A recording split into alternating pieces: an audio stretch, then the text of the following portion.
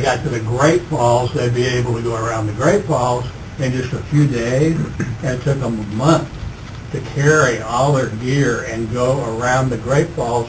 And during the course of that, they literally ate their moccasins off every 3 or 4 days because there were so many cactus. So their feet would be bleeding, they would have their moccasins eaten off, and at night they would have to make moccasins. So they are carrying this big boat. They had made dugouts because they had to send the big keel boat back to St. Louis because it couldn't go around these big mountains. This is the boat. I'm going to pass this around. We had a boat just like this. It was 55 foot long, had 10 tons of cargo, and this is how you get this boat up the river. You paddle it, or you pole it, or men get out on the bank and they have ropes over their shoulders and they pull it up the river. So imagine making 10 to 12 miles a day, facing a current of 6 to 8 miles an hour, going up the Missouri River day after day after day. That's what they did from May until October of the first year. So they hooked up with Sacagawea. They lost Floyd in Iowa, but they haven't lost anybody else. And they've almost starved 2 or 3 times. And Silas Goodrich, my guy, caught enough fish to get them through. So every time it looked like they were in big trouble, something would happen and they'd be okay.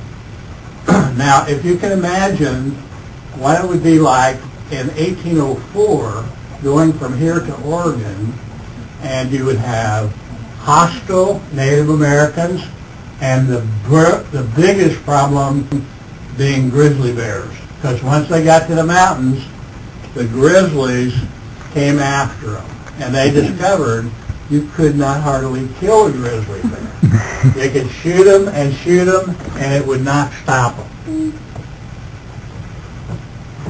This is all of the different types of boats that Lewis and Clark had on the expedition. The big one being the keel boat, the 2 other smaller ones being the pirogues. Then they had canoes, dugouts, endless other types of craft. When they came back in dugouts from Oregon. Once they managed to get over the Rockies again, and it was a bitter winter because they left too soon. Now, coming back, they had gone 2,000 miles up the Missouri River. So when they get back at the end of the second winter, they want to go home so bad that they make 60 or 70 miles a day in dugout canoes because they want to get to St. Louis. Now, people in St. Louis, see, they're coming all the way from the Pacific Ocean. And if you think about how far this is, if you walked out of this library and you walked to Los Angeles and you turned around and you walked all the way to New York and you turned around and you walked all the way back here, you would be 500 miles short of how far Lewis and Clark went in 2.5 years. So everybody for a year and a half thought they were dead because they never heard from them. Because once they got over the mountains, there was no other contact. And the only word that anybody got, including Thomas Jefferson, about these guys was from trappers and hunters and, of all things, writers who make stuff up. And so there were stories that Lewis and Clark had become victims of unicorns with big horns on their head, or they fell off into a hole, or there were still dinosaurs out in this part of the country, and that they had become a victim of the dinosaurs. So the stories that were told about them, the conditions that they went through during this trip, hardly nobody would be able to imagine it or stand it for that long. So as they're heading back home, once they leave their winter camp and they've been eaten up by fleas and they keep making these garments out of skins now because all their clothes have rotted off of them. And they get back in the Missouri River, go 2,000 miles back home. They don't even stop to eat because they want to go home so bad. So they pick berries and roots and things off of the edge of the river, and that's what they eat. They very seldom stop. So if you've ever seen a dugout canoe or been in one, they are not easy to paddle. They fill up with water easy. They turn over easy.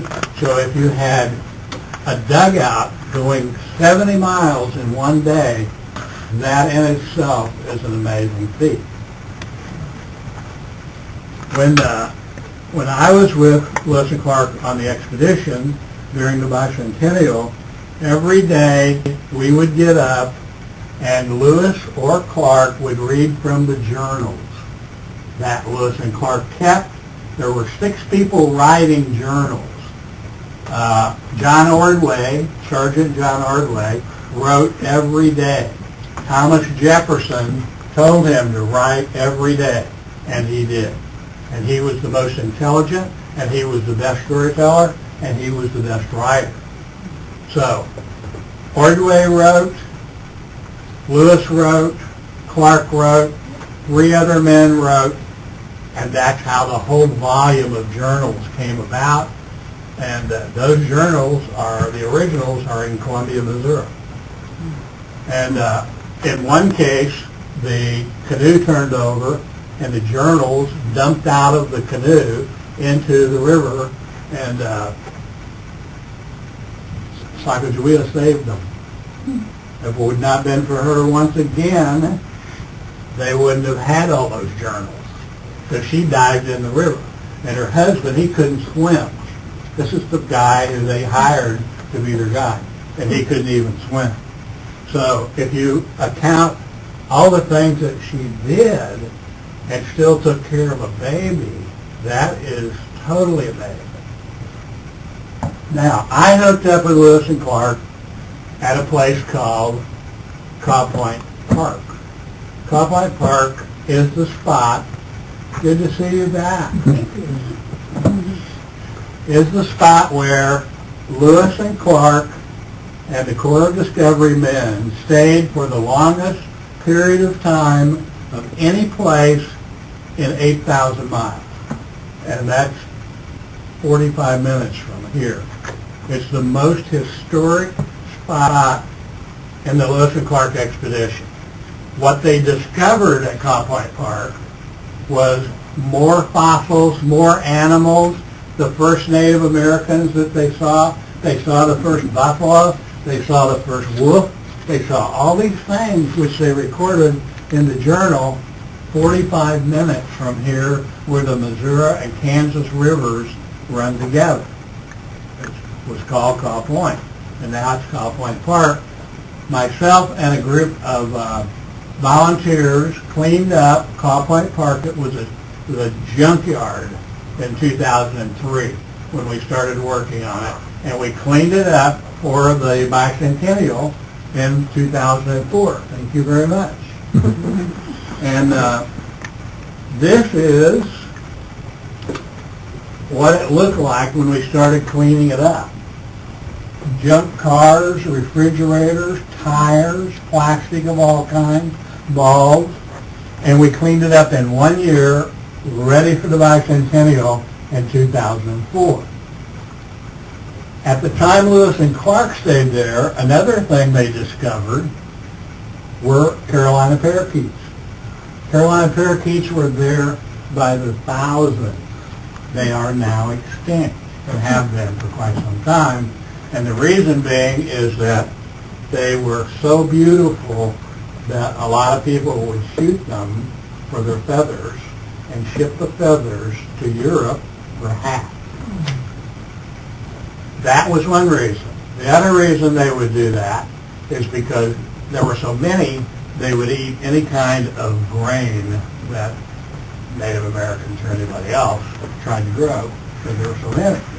And what is interesting about doves and Carolina parakeets is if you were to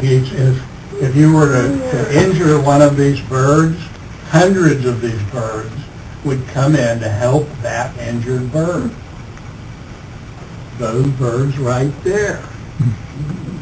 Aren't they pretty? So, Cropline Park is now a historic park. It is the most beautiful park, and we won, John's part of the board with Cropline Park, we won Best Park of the Year out of the whole metro area, out of over 200 parks in 2007.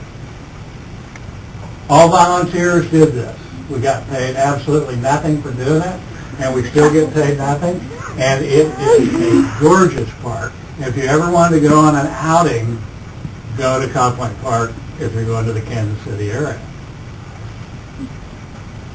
On the back of that is a picture of the way Cropline looked when Lewis and Clark were there. It was half-mile wide and very shallow. That's the way the whole river was in 1804. The Missouri River, in many cases, was a mile wide and a foot deep, because every time the river would come up, it would change the channel. It would create pools of water off to the side of the river, and it happened all the time, all year long. And that's what made it so difficult for Lewis and Clark to get up the river in that big keelboat and those pirogues, was that the river changed every day almost, and every time it would come up, it would create a new channel. So they'd have to find the new channel. Just finding a new channel in a river that's half-mile wide is not easy to do. I picked one of these up on the expedition, and this is called a sawyer. And the reason it's called a sawyer is this is a cottonwood limb, and these break off of the tree, they bury down in the mud, and they're right under the surface. So a big wooden keelboat, this is what sank the Arabia. If you've ever seen the Arabia in Kansas City, this sank it. This would have sank the Arabia, which was over 100 foot long, in 20 minutes.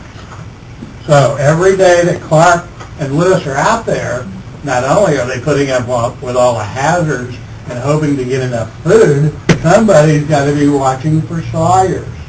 And the sawyers are thick. There are gobs of sawyers in the river, and the river's changing all the time. So this guy is in the mud. This is sticking right into the top. It's moving up and down the current like a saw. Along comes the boat. They hit this. It punches a hole in the boat. Down goes the boat in less than 30 minutes. I love this piece of wood. It's so powerful. Mark Twain thought this piece of wood was so powerful that he named his fictional character Huck Finn, Thomas Sawyer, after this piece of wood. I thought that was pretty commendable. I brought this quill with me because everything that was written in the journals was written with a quill, and they ran out of ink fairly soon after they started the expedition, so they had to make ink because they had to keep a journal all the way out and